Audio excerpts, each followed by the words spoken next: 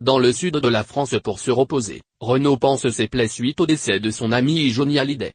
Très touché par la disparition du rocker, le chanteur a du mal à faire face à ce terrible chagrin.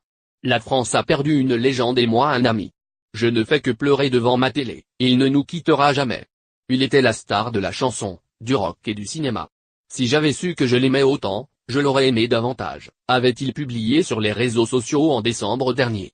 Si Renaud tente de se remettre peu à peu de cette perte, il profite pleinement de son repos bien mérité. Alors que la tournée Phoenix Tour a été une véritable réussite malgré l'état de fatigue du chanteur, Renaud a assuré près de 140 dates pendant près d'un an. Son album Toujours debout a été un carton dans les bacs. Mais cette réussite n'a tenu qu'à un fil pendant toute cette année sur les routes. Dans un entretien accordé à nos confrères de Midi Libre, le frère jumeau du chanteur s'est confié sur les coulisses du show. L'ambiance était très calme. Il faut dire qu'on avait interdit tout alcool. Tout le monde protégeait Renaud, l'entourait. Il fallait qu'il tienne. Renaud, dans les coulisses, c'est quelqu'un de renfermé.